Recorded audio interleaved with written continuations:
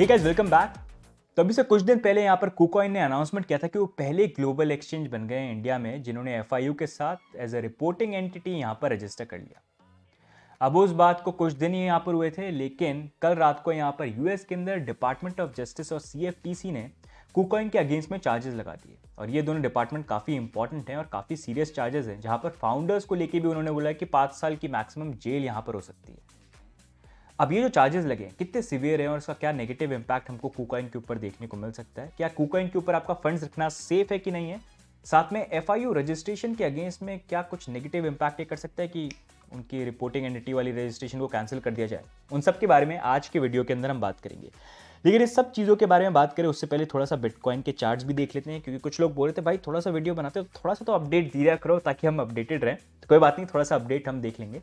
जहाँ पर more over technical analysis wise चीज़ें अभी सेम ही है, जहाँ पर हमने प्रीवियसली भी बात करी थी। बिटकॉइन क्योंकि नई टेरिटरी में आ गया है, अभी यहाँ पर 60 to 70 के बीच में अगर हम ज़्यादा लंबा टाइम स्पेंड करें तो वो अच्छा रहेगा, जहाँ पर हमारा एक सपोर्ट लेवल भी बन सकता है और वो काफ़ी अच्छे से मैच भी कर जाएगा माइनिंग कॉस्ट के साथ, जो $40,000 से $60,000 होने वाली है एफिशिएंट माइनर्स के लिए आफ्टर बिटकॉइन हार्विंग, जो यहाँ पर अप्रॉक्सीमेटली 1 मंथ में आने वाली है। तो उस अकॉर्डिंग यहाँ पर बिटकॉइन की प्राइस के लिए जो मूवमेंट मैं देखना चाहता हूँ, प्राइस मोर ओवर यही मूव करे, थोड़ा ऊपर जाए, जो शॉर्ट कर रहे हैं उनको लिक्विडेट करे, फिर जो यहाँ पर नीचे जाए और फिर जो उसके बाद जो यहाँ पर जो शॉर्ट कर रहे हैं नहीं हाँ ऊपर जाए, शॉर्ट वालों को लिक्विडेट करे और फिर जो लॉन्ग कर रहे हैं उनको नीचे लेके जाए, यहाँ पर लिक्विडेट करें। तो यहीं पर हम मूव करें और सपोर्ट लेवल बनाएं, फिर उसके बाद हार्विंग के बाद धीरे धीरे करके जब थोड़ा मार्केट में लोग बोर हो जाएं तब तक ऑल्ट भी थोड़ा बढ़ जाएं और फिर उसके बाद थोड़ा ऊपर मूव करें। एंड प्रॉब्ली 2025 के अंदर फंडामेंटली अगर हम बात करें तो बिटकॉइन प्राइस 130 to 150,000 डॉलर्स तक जा सकती है और फिर शायद वहाँ से बॉटम बनाए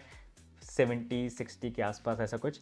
एंड टेक्निकली अगर हम बात करें तो हो सकता है प्रॉब्ली 2025 में 180 तक हम चले जाएं, 80-90 तक, एंड फिर उसके बाद फिर बॉटम बनाने की कोशिश करें 70-80,000 डॉलर्स पे, तो वो प्रॉब्ली है। लेकिन जैसा हमने बात करी अभी टाइम है बुल मार्केट का, एंड क्रिप्टो मार्केट में अभी 2 साल का बुल मार्केट जो है वो स्टार्ट हो चुका है, जहाँ पर ETF एक बहुत बड़ी चीज़ है जो यहाँ पर हुई है, जिसके कारण फर्स्ट टाइम हमको इंस्टीट्यूशन लेवल पे बहुत बड़ा अडॉप्शन देखने को मिल रहा है। ये आगे और एक्सटेंड होगा।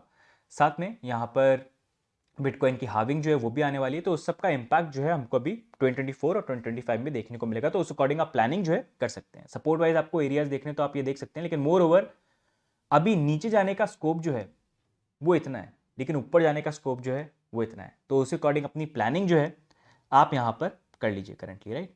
अब जो ये रीसेंट मूवमेंट है उसके अकॉर्डिंग अगर हम देखेंगे फंडिंग रेट थोड़ी सी कूल ऑफ हुई है, लेकिन स्टिल पॉजिटिव है। लेकिन बुल मार्केट के अंदर इस तरह की funding rate it's like normal हमको देखने को मिल जाती है कि नेगेटिव इतना नहीं जाए। अगर नेगेटिव जाए तो बहुत ही बड़ी चीज़ हो जाती है। इस तरह की फंडिंग रेट भी it's okay. But more over अगर हम लॉन्ग और शॉर्ट के कंपैरिजन में देखते हैं तो ये जो मूवमेंट भी अभी जो कंपैरिजन है वो काफ़ी अच्छा ये कर रहा है कि प्राइस के लिए अच्छा है कि 60-70 के बीच में हम रहे। क्योंकि अगर आप देखोगे अभी अगर प्राइस $66,000 तक जाती है तो लॉन्ग के लिक्विडेशन $1.82 बिलियन के बन जाते हैं। सिमिलरली अगर प्राइस ऊपर जाती है 73-74 पे तो $2.62 बिलियन के शॉर्ट्स के लिक्विडेशन बन जाती है। तो प्रॉब्ली यहाँ पर मार्केट के लिए तो अभी तो यही अच्छा है कि यहाँ पर 72-74 तक भी अगर हम जाएं तो शॉर्ट्स लिक्विडेट हो जाएं, और जब फिर यहाँ पर लॉन्ग्स ओपन हो जाए तो प्राइस नीचे चले जाए ताकि लॉन्ग्स को लिक्विडेट करे। तो यही पर इस तरह से मूव करके और फाइनली ऊपर की तरफ चले जाए यहाँ पर। बाकी ओवरऑल आप यहाँ पर ये भी देख सकते हैं लिक्विडेशन चार्ट जो बेसिकली यहाँ पर 73-74 का दिखा रहा है एरिया। फिर उसके बाद यहाँ पर आप देख सकते हो 69 का भी एरिया है, लेकिन मोर ओवर मेन एरिया यहाँ पर $66,000 का बन जाता है लिक्विडेशन वाइज। तो इसी एरिया में थोड़ा सा मूव करके सपोर्ट भी बन जाए और लॉन्ग शॉर्ट लिक्विडेट भी हो जाए, वो मार्केट मूवमेंट हो सकता है। बाकी ETF वाइज अगर हम देखेंगे after 5 days finally ETF buying यहाँ पर पॉजिटिव हुई। ये काफ़ी लंबे टाइम बाद हुआ था कि इतने लंबे टाइम तक ETF बाइंग जो थी वो नहीं हो रही थी, सेलिंग ज़्यादा यहाँ पर हो रही थी। लेकिन थोड़ा सा चेंज इस बार मैंने ये देखा है कि यूजुअली ब्लैक रॉक की ETF के अंदर बाइंग ज़्यादा होती है, लेकिन उसको अभी ओवरटेक यहाँ पर फिडेलिटी नहीं किया है। फिडेलिटी के अंदर थोड़ी ज़्यादा बाइंग यहाँ पर हुई है। बट वी हैव टू सी क्या ये आगे कंटिन्यूएशन में रहती है कि नहीं रहती है आने वाले दिनों के अंदर। We'll have to wait and see. But moreover अभी बिटकॉइन का हार्विंग इवेंट आने वाला है, it's going to be important, काफ़ी बड़ा इवेंट है। एंड अभी जो प्राइस जो है 60-70 के बीच में फ्लोट करे एंड फिर उसके बाद फाइनली जो है यहाँ पर ब्रेकआउट कर जाए। तो उस अकॉर्डिंग जैसे मैं बोल रहा हूँ अभी प्लानिंग जो है शॉर्ट टर्म मत करो, ये टाइम नहीं है अभी शॉर्ट टर्म चीज़ों को देखने का। Go with the trend and अभी प्लान ये करो 2025 में बिटकॉइन की प्राइस कहाँ तक जाने वाली है, उसी अकॉर्डिंग अपनी प्लानिंग करो। It is not too late. ये एरिया जो है ये एरिया वही एरिया है जो आप मान लो यहाँ पर 2022 के अंदर आपकी 2022 में ये वाला एरिया, ये जो एरिया था ना 2022 में, आप इससे कंपेयर कर सकते हो। इस वाले एरिया पे आप अभी यहाँ पर हो, उसके बाद हुआ क्या था, तो उसी अकॉर्डिंग अपनी प्लानिंग जो आप कर सकते हो। फिर जब बेयर मार्केट आएगा तो हम वापस यहाँ पर आ सकते हैं, मतलब खुद एग्जांपल आप देख सकते हो। बट लेट्स सी इस बार चीज़ें सेम ही होती है या डिफरेंट यहाँ पर होती है, तो you get the idea right. उस अकॉर्डिंग अपनी प्लानिंग आप यहाँ पर कर लीजिए। अब इसी के बाद हम नेक्स्ट इन साथ में बिटकॉइन हार्विंग को लेकर, लाइक गाइज अगर आपको कंफ्यूजन है क्यों ये इंपॉर्टेंट इवेंट है क्या है, तो उसको लेकर हमने ऑलरेडी वीडियो बना रखा है एक, आप ये देखना बिटकॉइन हार्विंग क्या है, आप समझ जाओगे। साथ में माइनिंग कॉस्ट, प्रोडक्शन कॉस्ट पे कैसे वो इम्पैक्ट करता है, तो वो भी आप डेफिनेटली ये वीडियो देखना, ये काफ़ी इंफॉर्मेटिव वीडियो है, तो इनको देखना आपको काफ़ी अच्छा आइडिया मिल जाएगा। अब यहीं पर नेक्स्ट मूविंग ऑन हम बात करते हैं करंटली कुकॉइन के साथ जो केस चल रहा है। तो इसी को लेकर अगर आप देखेंगे आज से 4 दिन पहले हमने वीडियो बनाया था कैसे कुकॉइन फर्स्ट ग्लोबल एक्सचेंज बन गया, जिन्होंने इंडिया के साथ FIU के साथ रजिस्टर कराया, and it's a very big deal. लेकिन कल रात को अगर आप देखोगे यहाँ पर डिपार्टमेंट ऑफ जस्टिस, उन्होंने यहाँ पर बोला कि वो चार्जेस लगा रहे हैं कुकॉइन के अगेंस्ट में। साथ में CFTC ने भी अनाउंस किया कि वो भी यहाँ पर चार्जेस लगा रहे हैं कुकॉइन के एक्सचेंज में। एंड अगर आप देखेंगे department of justice and CFTC usually charges लगाते हैं तो काफ़ी टाइम लगा के मतलब चीज़ों के ऊपर वर्क करते हैं और फिर फाइनली साथ में अनाउंस करते हैं। एंड यही केस जो है पहली बार नहीं हो रहा है, इससे पहले केस हुआ था ये बाइनेंस के साथ। लेकिन बाइनेंस के साथ हुआ ये था कि चार्जेस लगने वाले थे, लेकिन बाइनेंस ने भी उनसे बात करी थी एंड पहले उन्होंने बोल दिया कि ठीक है आपके चार्जेस जो हम मानते हैं हमारी गलती है, जो भी फाइन वाइन पे करना है हम करेंगे। तो $4 बिलियन का फाइन बाइनेंस ने एग्री करा था पे करने के लिए, जो हमने कवर किया हुआ है। साथ में CG को लेके भी उन्होंने बोला था कि आपको जेल जाना पड़ेगा, तो उसको लेके अप्रैल में हियरिंग स्टार्ट होगी। We'll have to see jail time होता है तो कितने टाइम का यहाँ पर रहता है, तो वो यहाँ पर हुआ था। लेकिन कुकॉइन के केस में हुआ ये कि यहाँ पर आके उन्होंने सीधे चार्जेस लगाए। बाइनेंस के केस में वो आए थे, उन्होंने बोला था कि हमने चार्ज किया और उन्होंने मान भी लिया कि हमारी गलती है, तो ये सारी चीज़ें हो रही हैं। उनके केस में उन्होंने ये चार्जेस लगाए हैं, तो ये थोड़ा सा डिफरेंट केस है जहाँ पर अभी तक वो सेटलमेंट और चीज़ें नहीं हुई। लेकिन डिपार्टमेंट ऑफ जस्टिस जब चार्ज लगाता है ना, तो वो बहुत अलग तरीके से चीज़ें यहाँ पर होती है, मतलब उससे बचना इतना आसान नहीं होता है। SEC CFTC का फिर भी अलग हो जाता है, लेकिन जब डिपार्टमेंट ऑफ जस्टिस लगाता है US में, वो बहुत अलग लेवल की चीज़ होती है, मतलब वो ईजिली नहीं होती और उससे बचना भी इतना आसान यहाँ पर होता नहीं है। तो it's going to create lot of problem for KuCoin for the time being. अभी करंटली अगर आप देखोगे कुकॉइन के अगेंस्ट में डिपार्टमेंट ऑफ जस्टिस ने चार्जेस लगाए, साथ में उनके फाउंडर्स के अगेंस्ट में भी, जहाँ पर उन्होंने ये बोला है कि कुकॉइन ने काफ़ी लंबे टाइम तक KYC नहीं करी थी। एंड ऑलमोस्ट उनके जो कस्टमर्स हैं उसमें से 17% कस्टमर जो थे US कस्टमर थे।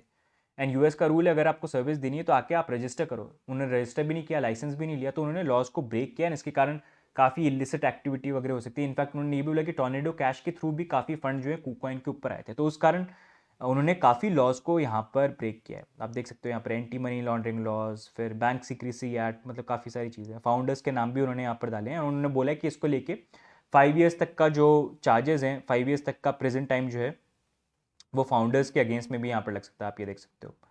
सो दीज आर द चार्जेस जो उन्होंने यहाँ पर लगाए, both are citizens of China, तो वैसे ही US की प्रॉब्लम हो जाती है।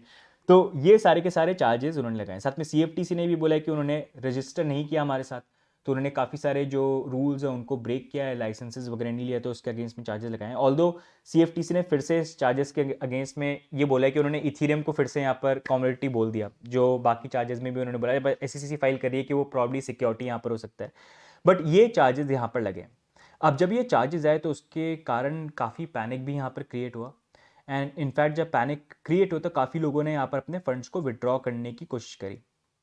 इनफैक्ट अगर आप यहाँ पर देखेंगे तो ऑलमोस्ट यहाँ पर विद इन 24 आवर्स के अंदर $882 million worth of crypto withdraw थे। ऑलमोस्ट 1 बिलियन आप मान लीजिए, इतने मैसिव विड्रॉल हुए थे। एंड जब ये विड्रॉल लोग प्रोसेस कर रहे थे तो इनफैक्ट काफ़ी लोग रिपोर्ट कर रहे थे कि जब वो विड्रॉ कर रहे हैं तो विड्रॉल नहीं हो रहे हैं। लेकिन इसके लिए मैंने पोस्ट भी डाला था, इंडियन लोगों ने बताया कि विड्रॉल स्टक थे 1 घंटा 2 घंटा 3 घंटा, बट इवेंचुअली सारे विड्रॉल जो हैं वो कुकॉइन ने प्रोसेस कर दिए। तो ऐसा नहीं था कि उनके पास फंड्स नहीं है, बस विड्रॉल की रिक्वेस्ट एकदम से इतनी आई कि उनको प्रोसेस करने में टाइम लग रहा था, but they were still able to honour it. वैसे नैनसन के अकॉर्डिंग जो एनालिटिक्स वगैरह चेक करते हैं उनके अकॉर्डिंग उनका बोलना ये कि करंटली कुकॉइन के ऊपर अभी $5.1 बिलियन वर्थ ऑफ फंड की होल्डिंग यहाँ पर है। एंड जो विड्रॉल्स आए थे ऑलमोस्ट $1 बिलियन के, उसको भी वो प्रोसेस कर पाए। एंड जब तक 1:1 की उनकी बैकिंग है, कोई प्रॉब्लम तो यहाँ पर आनी नहीं चाहिए। अभी तक तो उन्होंने चीज़ों को ठीक तरीके से ही यहाँ पर मैनेज कर लिया जो ये पूरा का पूरा है। लेकिन ये जो पूरा DOJ और CFTC का केस है ना, इट्स नॉट लाइट। आप बाइनेंस का केस खुद ही देख सकते हो, वही चार्जेस जो हैं DOJ ने और CFTC ने साथ में लगाए थे। बाइनेंस ने प्ली किया कि हाँ दे आर गिल्टी एंड वो चीज़ों को फेस कर रहे हैं।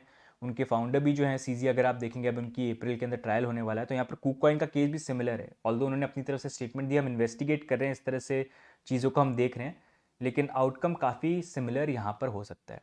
ऑल्दो कुकॉइन की अगर आप हिस्ट्री देखेंगे तो KuCoin के साथ ये क्रेडिबिलिटी तो कहीं ना कहीं रही है। जैसे पहले भी उनके साथ एक हैक का केस हुआ था जहाँ पर काफ़ी फट हुई थी कि वो फंड्स वगैरह नहीं दे पाएंगे, चीज़ें नहीं कर पाएंगे, but still they were able to honour all the refunds and सारी चीज़ें। तो वहाँ पर वो रहे हैं जहाँ पर उनने करा है। तो फंड्स अकॉर्डिंग उनका हमेशा ये बोलना है कि चीज़ें सेफ है, और अभी तक ऐसा कोई केस वैसा आया नहीं है जहाँ पर लोगों के ऊपर नेगेटिव इम्पैक्ट हो। But still as I always say, not a keys not a crypto, ये पूरी सेइंग है। एक्सचेंजेस जब तक हैं तब तक हैं, कल को नहीं है तो नहीं है। तो इट्स ऑलवेज बेटर कि अपने हार्डवेयर वॉलेट पे आप फंड रखो और वही फंड एक्सचेंज पे रखो which you can afford to lose, right? क्योंकि कल को कुछ पता नहीं है। लेकिन जो चार्जेस लगे हैं काफ़ी सीरियस हैं, इसके नेगेटिव इम्पैक्ट आ भी सकते हैं KuCoin के ऊपर, जहाँ पर उनको काफ़ी बड़ा अमाउंट भी पे करना पड़ सकता है। अब बाइनेंस ने 4 बिलियन किया, अब इनका देखना पड़ेगा इनके केसेस में यहाँ पर क्या होता है, एंड फिर जेल टाइमिंग जो वो बोल रहे हैं फाउंडर्स को लेके, वो भी कैसे इम्पैक्ट आगे होती है। लेकिन जैसे मैंने आपको बोला कि यूएस के अंदर ये चीज़ क्लियर है, they know they can not control bitcoin, लेकिन जो एक्सचेंजेस हैं जहाँ पर बाइंग और सेलिंग होती है उनको कंट्रोल कर सकते हैं। और स्पेशली ऐसे एक्सचेंज जिन्होंने यूएस कस्टमर को सर्विसेज दी हैं विदाउट लाइसेंसेज, उनके अगेंस्ट में प्रॉब्लम होगी। और जहाँ पर एक्सचेंज कहीं ना कहीं आ जाते हैं, काफ़ी कस्टमर्स ने यूज़ किया क्योंकि काफ़ी for the long time being there no KYC on exchanges. तो उसी चीज़ को लेके एक्शन हमको देखने को मिल रहा है। तो अभी के लिए फंड वाइज तो आई से कि ऑल्दो KuCoin का बोलना है थिंग्स आर सेफ, बट देखो फंड्स आपके हैं, राइट? एक्सचेंज बिजनेस कर रहे हैं, अभी हैं कल नहीं है, तो यू नेवर नो। तो इट्स बेटर आपके मेजॉरिटी फंड जो आप हमेशा अपने हार्डवेयर वॉलेट पे रखो, चाहे फिर वो that goes with Indian exchange, foreign exchange या कोई भी एक्सचेंज हो, वो चीज़ तो आप ध्यान रखना। अब बड़ा क्वेश्चन ये बन जाता है कि यहाँ पर ये जो एलिगेशन लगे हैं, चार्जेस लगे हैं, इसके अगेंस्ट में क्या इंडिया के अंदर FIU अभी जो रिपोर्टिंग एंटिटी बनी है KuCoin, क्या वो कैंसिल करती है कि नहीं करती? ये एक बहुत बड़ा क्वेश्चन यहाँ पर बन जाता है, क्योंकि FIU गाइडलाइंस के अकॉर्डिंग अगर आप देखोगे तो उनका बोलना ये था कि आपकी फर्म के अगेंस्ट में कोई भी क्रिमिनल चार्जेस वगैरह नहीं हो ED या बाकी लॉ इन्फोर्समेंट एजेंसीज के थ्रू, जो बेसिकली इंडिया का बन जाता है। लेकिन यूएस के अंदर DOJ और KuCoin के जो CFTC के जो एलिगेशन है वो काफ़ी सिवियर एलिगेशन हैं अगेंस्ट देम, कि मनी लॉन्ड्रिंग और इन सारी चीज़ों को लेके वो किया है। तो अगर वैसी चीज़ होती है तो क्या वो प्रॉब्लम बन सकती है जहां पर अब आने वाले टाइम पे वो बोल दें कि नहीं आपके अगेंस्ट में तो देखो अभी हमने रिपोर्टिंग एंटिटी बनाया, लेकिन देखो इतना बड़ा केस हो गया, तो कैसे आपको हम दे सकते हैं? वो एक बहुत बड़ा क्वेश्चन बन जाता है। एंड काफ़ी लोगों का ये भी बोलना था कि बाइनेंस को लेके भी इसलिए थोड़ी सी प्रॉब्लम हो रही है इंडिया के अंदर, क्योंकि वो कोशिश तो कर रहे हैं रिपोर्टिंग एंटिटी बनने की, लेकिन क्योंकि उनका केस चल रहा है DOJ एंड बाकी के अगेंस्ट में, तो वो कहीं ना कहीं प्रॉब्लम क्रिएट हो रहा है। अब उसको लेके क्या FIU उस चीज़ को इग्नोर करके वो इंडिया के चीज़ों के अकॉर्डिंग चीज़ों को देखते हैं, या फिर वो एक प्रॉब्लम है जो एक्चुअली में रजिस्ट्रेशन करने में प्रॉब्लम क्रिएट कर सकती है, चाहे वो बाइनेंस हो या फिर KuCoin हो, वो हमको आने वाले टाइम पे पता चलेगा। But definitely it's something that they will notice and they will see, and let's see how it plays out in the end. तो गाइस आज के वीडियो में ओवरऑल यही अपडेट है बिटकॉइन को लेके एंड KuCoin को लेके। बाकी आपके क्या व्यू पॉइंट्स है कमेंट्स में डाल के आप जरूर बताना व्हाट डू यू थिंक, जो भी चीज़ें यहाँ पर हो रही हैं उसको लेके आपके क्या व्यू पॉइंट है। एंड वीडियो अच्छा लगा तो लाइक कर देना, सब्सक्राइब कर देना, it always keeps us motivated. बाकी कुछ एजुकेशनल कंटेंट है क्रिप्टो इंडिया एजुकेशन सीरीज के अंदर जो ऑलरेडी इन प्रोग्रेस से आने वाला है, जो आपको और एजुकेट करेगा अबाउट दिस इंटायर स्पेस एकदम सिंपल भाषा के अंदर। तो वो भी डेफिनेटली आप चेकआउट करना, वील पोस्ट इट सून। तो गाइस आज की वीडियो में इतना ही, बाकी मिलेंगे हम नेक्स्ट वीडियो के अंदर। तक के लिए bye and take care, see you guys, bye bye.